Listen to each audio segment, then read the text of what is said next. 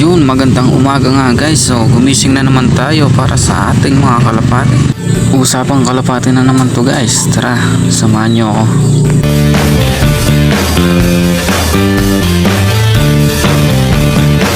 Bago yun guys, magpaparound muna tayo ng ating mga kalapati.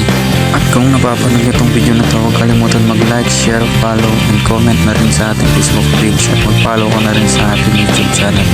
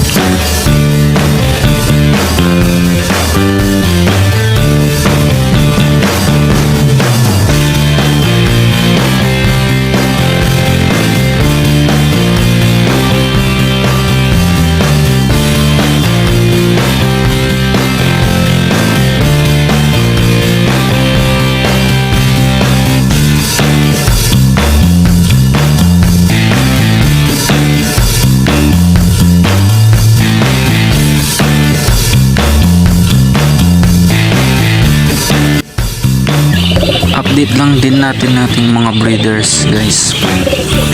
Ito sila Poorhouse at sila Janadian. So titingnan lang natin kung okay ba sila ngayon. Yun nga guys, mukhang okay naman sila ngayon. Nakikita natin naman natin yung kondisyon nila. So maganda naman sana itong lalabas nila na egg.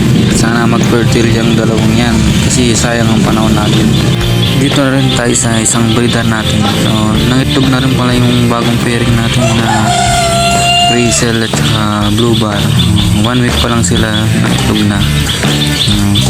Maganda-ganda naman yung kondisyon nila ngayon. Magiging okay naman sila.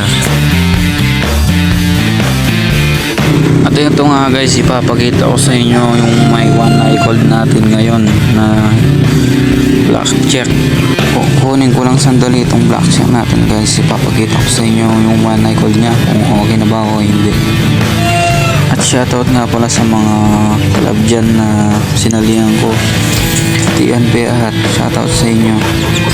At sasabihin ko rin na sa mga newbie o kagaya kong newbie na nagkakalapate. So guys, kapag may one eye cold yung kalapate nyo may sakit, huwag nyo nang isakay sa truck kasi mandadamay pa yan ng iba eh. Kawawa naman. So isipin mo rin yung hirap ng isang tao na todo alaga sa kanyang kalapate para lang makauwi sa kanyang amo. Huwag nyo nang isakay guys kahit anong sakit pa yan, cancer, adeno o one eye cold. Yan yung mabilis makahawa, lalo na yung baliling.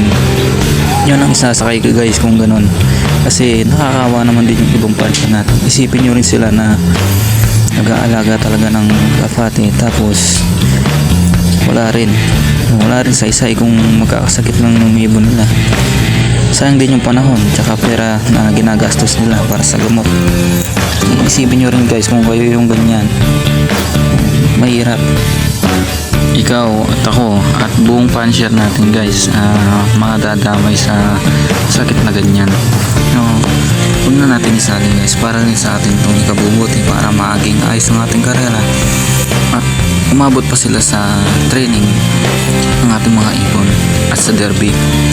Yan guys ang purpose ng maganda na gawin natin para hindi na tayo mandami pa ng iba at para rin sa atin yun guys. So, mas nakakabuti, mas maganda para maging maayos ang ating pauwian na kalapate. Nasa kalapate rin kasi yan. Kung maayos yung ibon natin, maayos ang pag-aalaga natin, maayos ang sistema natin sa kanila, uwi at uwi ang ibon natin. So ganun lang ang gawin natin guys.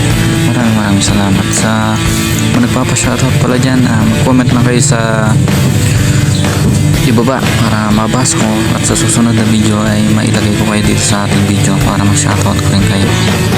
At yun nga guys, so maraming salamat sa suporta nyo at sa ating Facebook page at YouTube channel.